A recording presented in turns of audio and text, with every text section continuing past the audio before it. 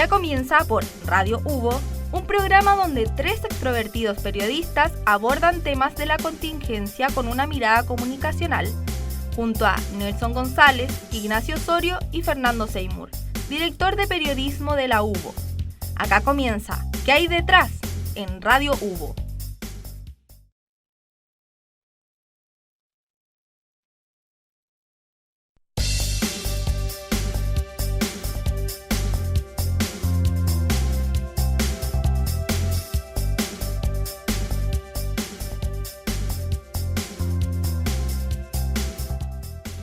Sean todos ustedes muy bienvenidos a este nuevo capítulo de ¿Qué hay detrás? El programa más irreverente, conversativo y también quizás más comunicativo, ¿no? De la Universidad Bernardo O'Higgins, de la Radio Hubo, sí, humorismo, tenía que reflexivo. Reflexivo, ¿cierto?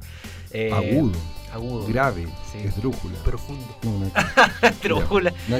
Bueno, estamos en este tercer capítulo. Ya ustedes en las distintas plataformas van a poder escuchar y vernos en los dos anteriores capítulos donde hablamos sobre el plebiscito, ¿cierto? De la nueva constitución y también sobre la comunicación y la violencia que está viviendo actualmente nuestra sociedad, lamentablemente.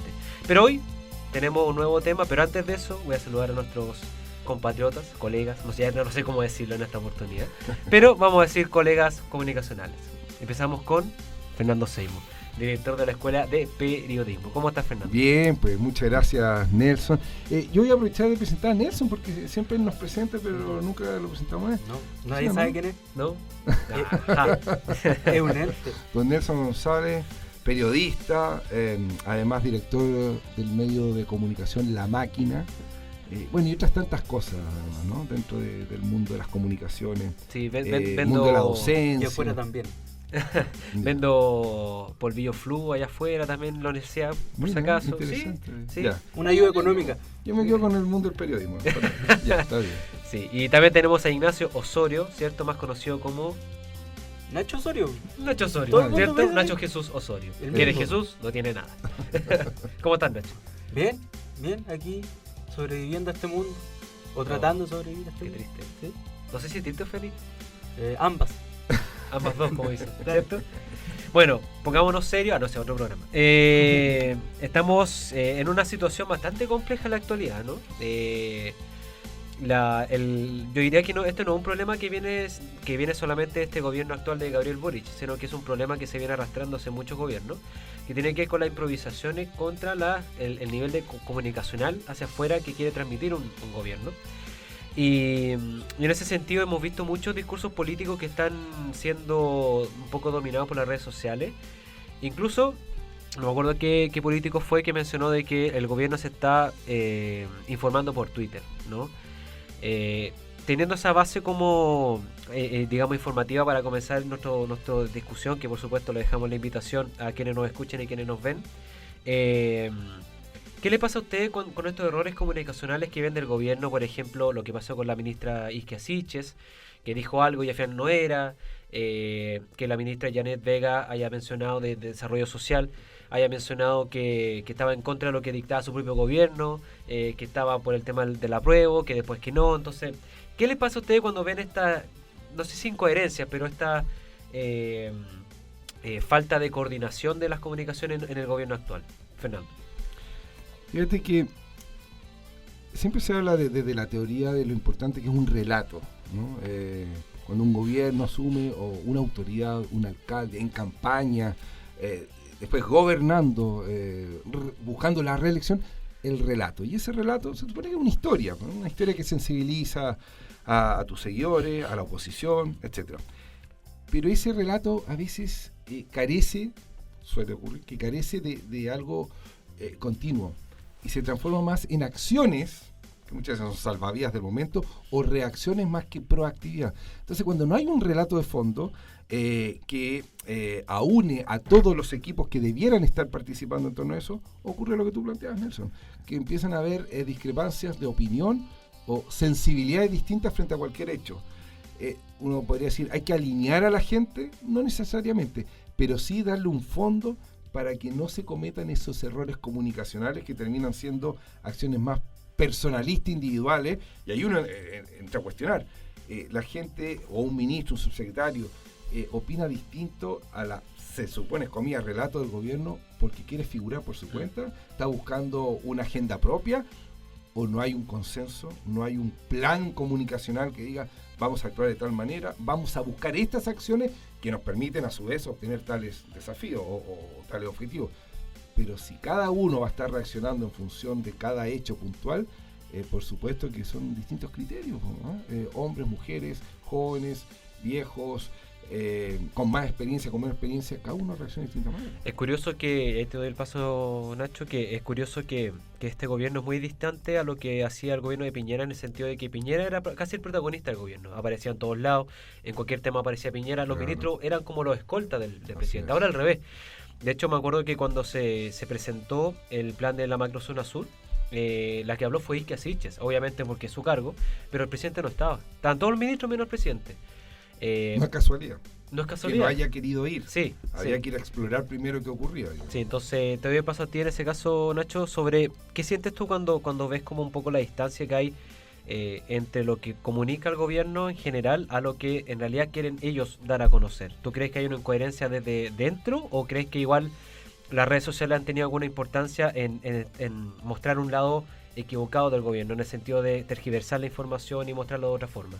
Yo creo que un poco el gobierno ha sido, no sé si víctima, pero sí ha caído preso del momento en que vive el país, donde también la gente, la opinión pública, es bien culpable de precisamente eso. O sea, si algo no se cumple como la opinión pública quiere al 100% o al 120%, no vale. Y cualquier cosa que diste de aquello, rápidamente se te tilda de amarillo, de inconsecuente y de que se Que hay grupos de amarillo ahora, de hecho. De hecho. Sí, Y- como institucionalizado. Y que no leen lo que tienen que leer, entre paréntesis. Sí. ¿Tú dices a propósito de la camisa? Digamos? Además, ¿Amarillo Más por encima, Chile? más No. encima. Sí. Me dijeron una Eh, abeja hoy día. ¿En serio? volviendo un poco, tiene que ver un poco con eso. La opinión pública también es responsable de aquello. Entonces, claramente el gobierno de pronto se va a ver un poco preso de querer cumplir al pie de la letra, y para eso, claro, tiene que estar cerca de lo que opina la gente, y uno de los canales hoy en la era de digitalización, de lo inmediato, son las redes sociales, para enterarme más o menos, ¿cierto?, a grandes rasgos de qué es lo que quiere la gente. Pero ahí los que fallan también un poco son los asesores comunicacionales, quienes creo debiesen lograr un equilibrio entre lo que efectivamente permite la ley, permite los presupuestos, permite la línea política del gobierno, con algo que es incluso más importante y que es uno de los errores de este país, que es lo que necesita el Estado, más que las personas y más que el propio gobierno. Fernando. Perdona, tres escenarios de lo que dice Ignacio. ¿Me equivoco? ¿Desconozco lo que digo y trato de arreglarlo? ¿O simplemente miento? ¿No? Y en esa figura del mentir, el equivocarse, el corregir, también se puede empezar a dar cierta lógica de tanta disculpa, una tras otra, que termina siendo el gobierno de las disculpas, digamos. Entonces, ¿el gobierno de las equivocaciones, que a su vez se disculpa, o es el gobierno de la inoperancia, que no es capaz de generar una estrategia eficiente, o simplemente es un gobierno del desconocimiento? Desconozco, es nuestra primera vez. Yo creo que tiene que ver un poco con que la mayoría de los ministros no son políticos, no están vinculados a la comunicación política. Entonces, quizá, no, a mi punto de vista, no sé qué opinan ustedes, pero yo creo que muchos de ellos dicen las cosas sin pensar de que puede generar una repercusión nacional, ¿no? Lo que hizo la Janet Vega, por ejemplo, la ministra Janet Vega. Claro. Yo encuentro que tuvo un poco de eso, como da mi opinión, me preguntaron algo, yo respondo, aunque no me corresponda, respondo igual. Y ojo que la ministra Janet Vega es una de las pocas ministras, o una de las tantas ministras, que ya tiene experiencia a Claro. nivel estatal y Claro, a nivel a eso voy. de organización política. Recordemos que hace muy poco estuvo como miembro de la ONU. Sí. Entonces no es una persona que viene apareciendo, que viene haciendo sus primeras armas como varios dentro del gobierno, y que también está bien, digamos. Pero creo que ahí falta, sobre todo en la línea de los asesores comunicacionales, gente. A ver, si mi subsecretario, si mi ministro es una persona joven que está haciendo sus primeras armas, como contrapeso debiese haber alguien con mayor experiencia, ¿cierto?, detrás en la asesoría comunicacional, para orientarlo, para decirle, no, mira, esto no se dice, esto no se habla en determinado medio, o esto se dice de esta manera y de esta otra, en tal y tal momento. Cabe mencionar que, pues, perdón Fernando, que me llama la atención también de lo tajante que son algunas declaraciones de la ministra vocera, de Camila Vallejo.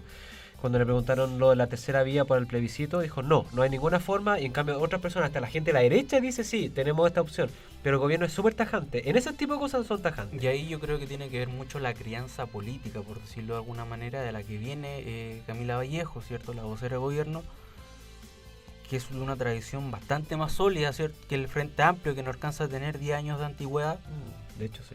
contra un partido comunista que ya va camino a los 120, Es uno de los más 130 antiguos años del país. de existencia. Entonces hay una disonancia importante, pero creo que, y esto es una opinión muy personal, creo que el camino de la ministra Vallejo es el correcto. En sentar un camino, internamente evidentemente pueden tener opiniones dispares, pero a nivel de Estado, y tienen que pensarlo como visión de Estado, hoy el país necesita visiones más globales, estructurales, que de gobierno que se acaba en 3 años y medio más. Al ejemplo de Nelson, muy simple, muy simple.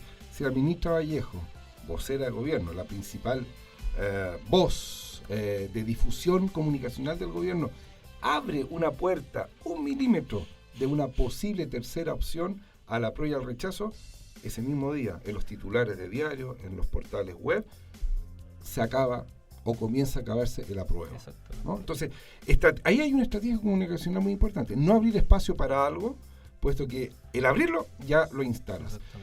A diferencia, en el Ministerio Interior, se le instala a la ministra Isquia Siche, a Ana Uriarte como jefa de gabinete. Alma del poder y de la toma de decisiones en el anterior gobierno de Michelle Bachelet.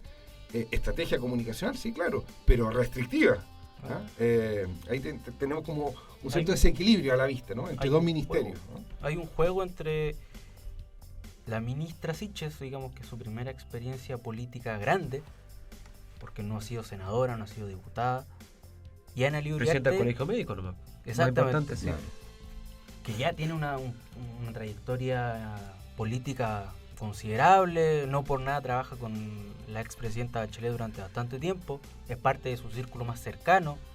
Entonces esos contrapesos son los que hoy creo tienen que primar en el gobierno para que el Estado, ¿cierto?, pueda proyectarse a futuro. Y un poco lo que lo decía Fernando, o sea, mientras más puertas se abran, precisamente es la derecha la que va a tratar de meterse y va a tratar de generar polémica. Hace muy poco leía que se entregó el plan para las víctimas por violaciones a los derechos humanos por el estallido social. Que el Instituto Nacional de Derechos Humanos rechazó y que dijo que no iba a presentar ninguna querella. Exactamente. Incoherencia, no lo sé. Y ahí es donde comunicacionalmente, sobre todo el rol de la ministra Vallejo nuevamente, es súper importante, porque la derecha va a tratar, por lo menos los próximos 10 días, que por qué a los presos políticos sí, por qué al emprendedor no, y van a generar una disputa que lo único que hace, en la suma y en la resta, es sacar al gobierno de su principal misión hoy, que es llevar al país por el mejor camino posible, sobre todo por la situación económica y social. Sí. Sumémosle la encuesta, ¿no? Para algunos, cuando la encuesta no es favorable, por ningún motivo se gobierna según la encuesta. Cuando la encuesta es beneficiosa, escuchemos a las encuestas, ¿no? Las encuestas, recordemos, se construyen a partir de una metodología muy definida, muy clara, y además se avisa con tiempo de qué fecha se va a aplicar. Por lo tanto, cada autoridad, con sus equipos comunicacionales correspondientes, están al tanto de cuándo generar qué acciones para ser medidos en ese periodo de tiempo, ¿no? No es lo mismo que dar al principio de la evaluación de una encuesta que quedar al final, donde tu acción inicial, cuando empieza a aplicarse la encuesta, puede tener varios días de exposición mediática y negativa o positiva, ya veremos, ¿no? Pero no es lo mismo que estar en la colita de la evaluación. Yo creo que en el tema de la encuesta aplica mucho el dicho de se felicita en público y se corrige en privado. Si vamos a estar constantemente dirigiéndonos o dirigiendo al país a través de lo que dicen las encuestas en lo público, claro, evidentemente se ve débil.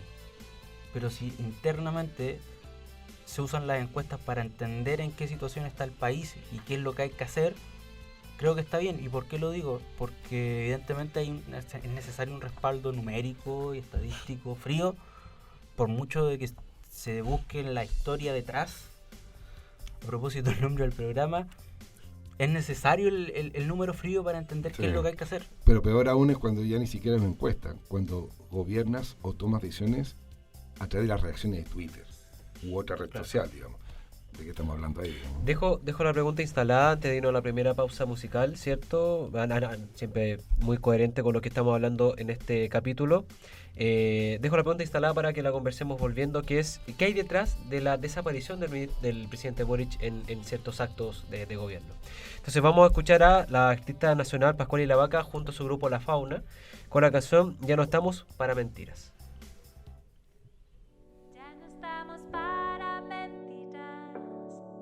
Para vivir en guerra,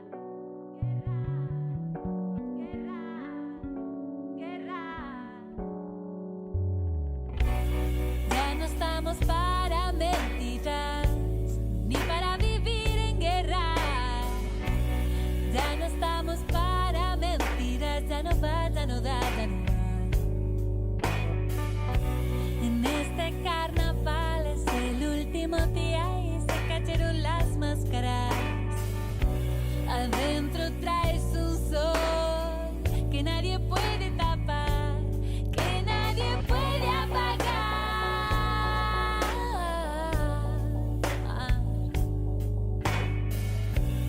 Ya no estamos para mentiras, ni para vivir en guerra.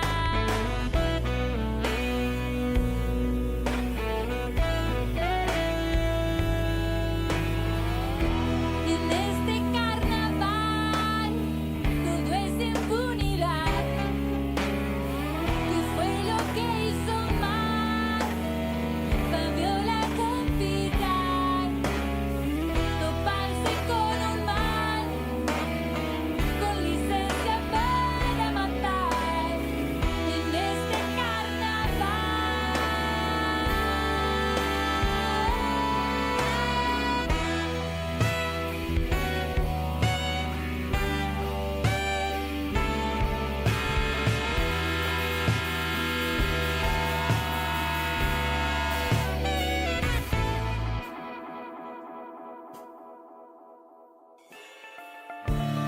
con filtro de sol, disfrazada soledad, compré la felicidad, envuelta para chocar.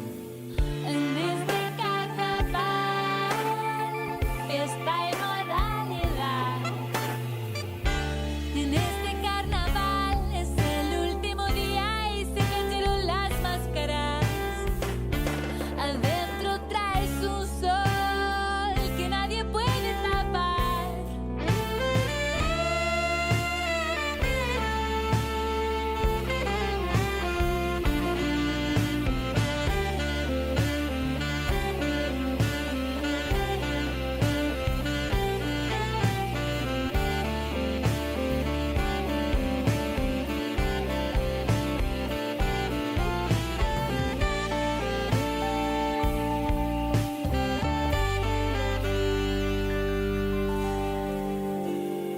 Ya no estamos para mentiras, ni para vivir en guerra.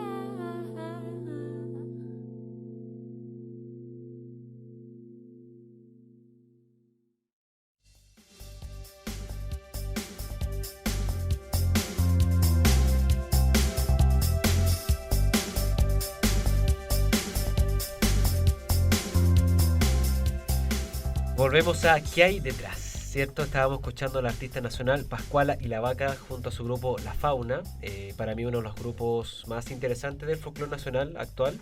Invito a toda la gente que nos escuche, nos ve, que por supuesto visiten hubo.cl/Radio Hubo, pero también que vayan a las distintas plataformas a conocer a Pascuala y la Vaca, que de hecho va a tener un concierto prontamente también.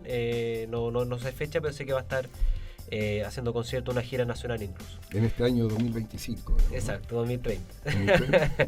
Sí, no, pero No, prontamente. digamos que estamos en el 2022, en Antes este de momento, Cristo, ¿no? claro. Cuando esto se escuche más adelante sepan que estamos en el 2022. Sí, 2022, sí. Pero igualmente busquen a Pascual Irabaka. Bueno, estábamos conversando sobre las descoordinaciones, ¿no?, comunicacionales entre el gobierno del presidente Boric con su propio gobierno, ¿no? Que algunos dicen una cosa, otros dicen otra cosa, no se comunica bien quizá. Y le había dejado una pregunta planteada antes de irnos al corte con Pascual Irabaka. Como el nombre de nuestro programa lo dice, ¿qué hay detrás? ¿Cierto? ¿Qué hay detrás de la ausencia del presidente Boric en ciertos actos gubernamentales? ¿Creen que es alguna forma de decir, oye, los ministros son lo importante y yo no? ¿O es alguna forma como de restarse de ciertas preocupaciones comunicacionales a veces, Nacho? Creo dos cosas. Primero, que estábamos acostumbrados a 8 años, ¿cierto? Si se suma el primer y segundo periodo de Piñera, donde el expresidente aparecía hasta para la inauguración de las llaves del baño, digamos. ¿Cierto? Buena cuña esa, acá anotamos. Por todos lados aparecía, hubo un tiempo, sobre todo en los últimos meses, donde 1 o 2 veces a la semana hacía cadenas a la hora de almuerzo. Cadenas bastante amplias, de 10, 15, 20 minutos a veces. Eso es otra cosa. El presidente Boric no ha hecho ni una cadena nacional. Ahora que yo recuerde, la cuenta pública el 1 de junio nomás. Exactamente. Son como las instancias de él. Y quiero creer, ¿cierto?, que es porque, a ver, para los temas específicos están los ministerios. Efectivamente, esa es la razón de su existencia. Y porque también hay temas que hay que mirar con miradas globales y específicas.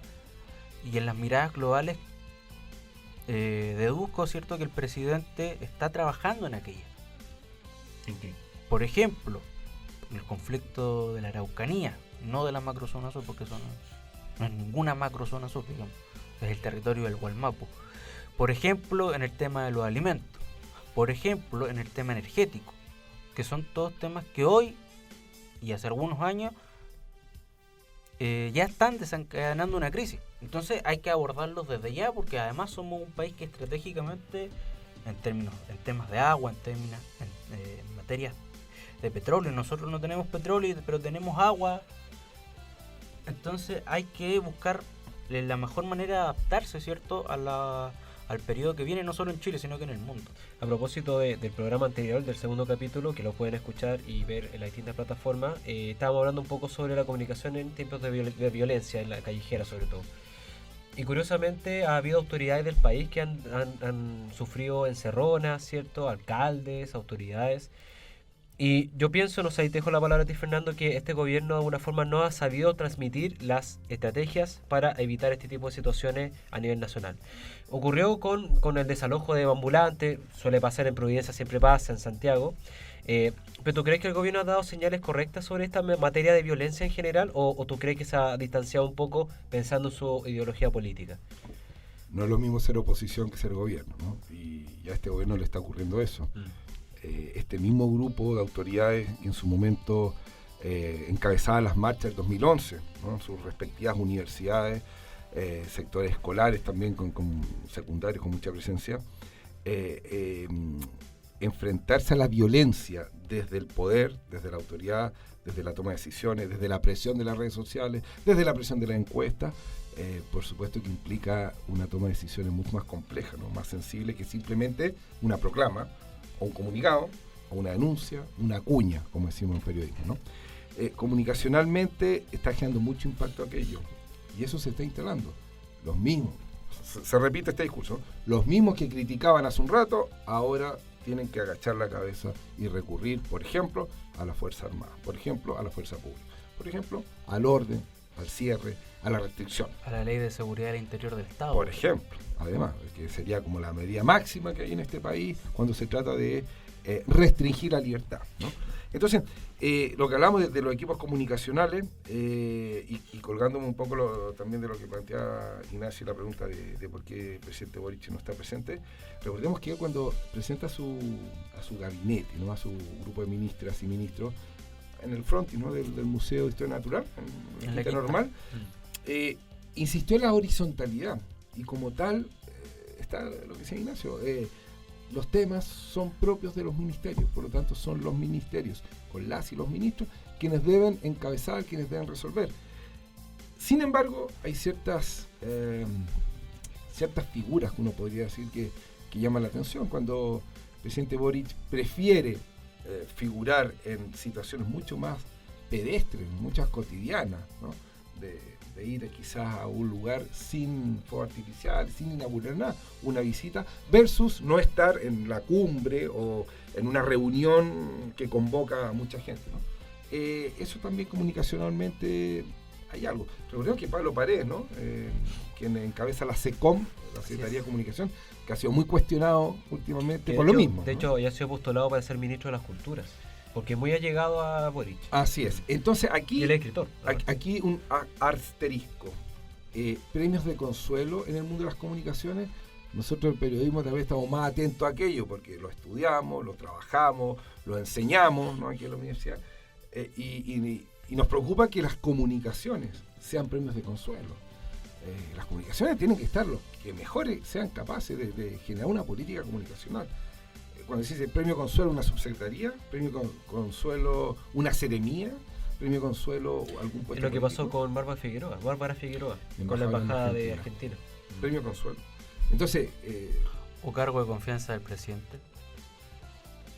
Claro, distinto cuando tú tratas directamente las comunicaciones, tú intervienes en la toma de decisiones de las comunicaciones. Claro. Pero cuando las comunicaciones van a ser sectorizadas, ahí estamos en un problema. La comunicación no puede ser individualizada ni segmentada, digamos, según sector. Por ejemplo, un gran, dejo la pregunta abierta, el gran conflicto uno de los primeros conflictos yo creo que tuvo el presidente y las comunicaciones fue el caso de la canasta familiar, que mucha gente hablaba de bonos, las mismas autoridades, diputados, senadores hablan de bonos, y no es un bono, es un reajuste, ¿no?, de la canasta. ¿Ustedes creen que también hubo una cierta falencia de comunicacional del gobierno decir, oye, esto no es un bono, no estamos entregando este bono, sino que es un reajuste para que ustedes tengan una posibilidad mayor de subsistir con esta canasta familiar? ¿Ustedes creen que fue un error en general no haber aclarado eso antes? Sí y no. Sí, porque efectivamente hay falta, en algunos momentos, no siempre, cierta convicción a la hora de aclarar algunos temas, pero también convengamos que cualquier cosa hoy en día se tergiversa y se esparrama, se divulga a una velocidad donde casi ningún equipo comunicacional puede reaccionar, digamos, porque hoy se instaló, ¿cierto?, en una parte de la opinión pública que es un bono, pero eso también tiene que ver mucho con el trabajo de fake news, con el trabajo de las redes sociales, con la falta de la regulación de los medios, con la falta, que lo hablábamos en el segundo capítulo, con la falta del estado crítico de los medios. O sea, los medios yo tampoco los he visto aclarar, al menos de manera amplia, que efectivamente no es un bono, sino que es un reajuste que además se multiplica por la cantidad de integrantes familiares, que además se saca por un promedio que en Chile oscila entre las 3 y 4 personas. O sea, estamos hablando de entre 18 a 24 mil pesos más versus, por ejemplo, los 500 pesos por persona que lo subió el gobierno de Piñera anteriormente. O sea, estamos hablando de 18 a 24, podemos sacar un promedio aproximado de 21 mil pesos contra un promedio de 2.000. Estamos hablando de 10 veces más. Es cierto, no es suficiente debido a la crisis económica, etcétera, etcétera. Pero calma. Perdón, Fernando, sí. Te dejo el paso a ti. Quisiera también el hecho de que la oposición, en este caso el Chile Vamos, no Vamos por Chile se llama, ¿no? O Alianza por Chile, Alianza ya por no Chile, me o Encilla, ¿no? También hay yo creo que hay una coordinación de sus diputados y senadores de hablar de bono para generar esa desinformación. Exacto, que dices tú. y eso es parte para que la gente los escuche y digan, es como lo que ocurrió, que no sé si lo dije en un capítulo anterior, lo que pasó con el bono de los artistas, de los 450 mil pesos, que el diputado Cristian Lavé, hijo del condenado, ex alcalde de Providencia, mencionó de que era un bono que este gobierno se lo da a ellos y por qué no a otra persona. Y ahí entró el diputado Naranjo a explicarle que eso ya estaba establecido en el presupuesto 2021. Primero hay que ver de quién viene esa crítica. Sí. De la persona que viene, de su historia familiar, y después hacerse cargo. Y en segundo lugar, ¿por qué no los artistas que nos mantuvieron cuerdos durante 1 año y medio? Y fueron los que más sufrieron. Y junto a otras personas, fueron los sí. que más sufrieron. Y sí se le pueden entregar bonos por lo que sea a Carabineros, Fuerzas Armadas. El problema aquí no es si es trabajadores de la cultura o Carabineros. Aquí el problema es que estructuralmente el Estado está fallando en muchos ámbitos. Y este bono tan criticado trata de ir en respuesta, insuficiente por cierto, pero trata de hacerlo a una situación que es crítica. Hay teatros que durante la pandemia cerraron y ya no van a probablemente Y algunos que ya tener no son apertura. teatros, sino que son otras, lo Exactamente. usan para otras cosas. Exactamente. Oiga, permíteme ir un poco más detrás de lo que hay detrás, El fondo, porque claro. me preocupa algo, que es, así como hay equipos comunicacionales pensando una estrategia de cómo difundir, de cómo ajustar los tiempos, cuál es el momento indicado, qué palabras se utilizan para un anuncio de corto, mediano, largo plazo, también hay equipos comunicacionales atentos y pensando en cómo difamar, en cómo destruir, en cómo Los bots. que les dicen. diversificar, Eso, desestimar incluso la verdad, la realidad. Al menos hablemos de la realidad, porque la verdad es bastante abstracta, ¿no? Pero la realidad. Y mientras estamos a veces entrampados en la evidencia, hay equipos comunicacionales que están dedicándose justamente a distorsionar esa realidad. y al no haber un control de medios y al hacer casi imposible un control de las redes sociales, esa verdad a medias o esa verdad manipulada o trabajada, evidentemente se dispersa como río. Nunca olvidemos que detrás de cada bot o detrás de cada inteligencia artificial hay humanos. Sí. Hay humanos. Esto no es Hay financiamiento. por generación Hay grupos que espontánea, financian, ¿no? Hay sí. intenciones, hay deseos, ¿no? Y nosotros, bueno, desde aquí de la Escuela de Periodismo lo conversamos mucho a nivel de estudiantes, docentes, estar atentos a eso. Antes de generar incluso propuestas, primero identificar lo que está pasando, porque cuando tenemos humanos trabajando para distorsionar la realidad, preocupémonos de eso. Bueno, está muy interesante la conversación, la verdad. Encuentro que esto incluso puede dar hasta una segunda parte en algún momento sobre de las descoordinaciones del gobierno y las comunicaciones. ¿Ya se terminó? Sí, se nos fue el tiempo. Ahí nos están apuntando con un fusil, perdón, no, con un rifle. Con un láser. Con un láser, claro. Así que bueno, yo encuentro que fue un capítulo bastante interesante. Cada capítulo estamos sumando más temáticas que generen debate. Invitamos a toda la gente que nos escuche y nos vea por las distintas redes sociales de la Universidad Bernardo O'Higgins. Y bueno, nos estaremos escuchando y viendo en otra ocasión. Estábamos hablando sobre este descontrol, ¿no? Un poco, ¿no? De las comunicaciones entre el gobierno y el periodismo, digamos, dentro del mismo gobierno.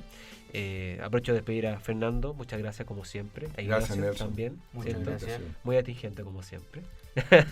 Y bueno, nos vamos terminando con una canción, una cumbia reflexiva, podemos decir así, Eso, muy ¿cierto? bien, muy bien. Con el grupo nacional Los Vázquez, con la canción Basta, ¿cierto? Nos estamos escuchando, viendo en otra ocasión en ¿Qué hay detrás? Hasta siempre. Nos vemos.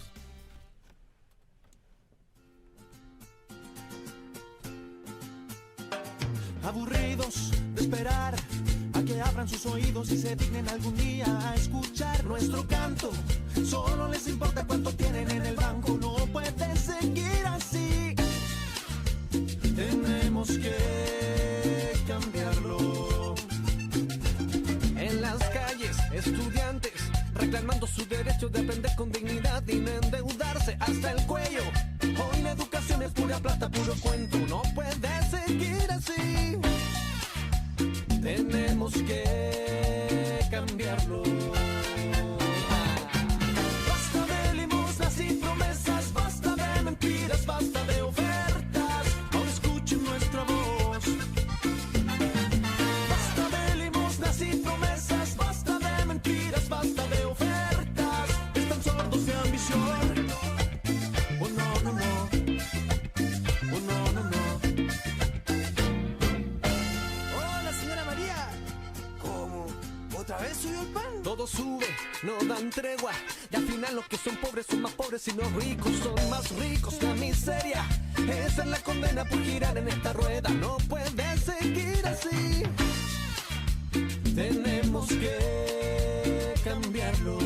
La naturaleza para las empresas solo es algo para lucrar, cortando bosques y adueñándose del agua sin vergüenzas. Por eso decimos Patagones sin cerveza. No puede seguir así. Tenemos que cambiarlo. Basta de limosnas y promesas, basta de mentiras, basta de ofertas. Ahora escuchen nuestra voz. Basta de limosnas y promesas, basta de mentiras, basta de ofertas. Están sordos de ambición. Basta de limosnas y promesas, basta de mentiras, basta de ofertas. Ahora escuchen nuestra voz. Basta de limosnas y promesas, basta de mentiras, basta de ofertas. Están sordos de ambición.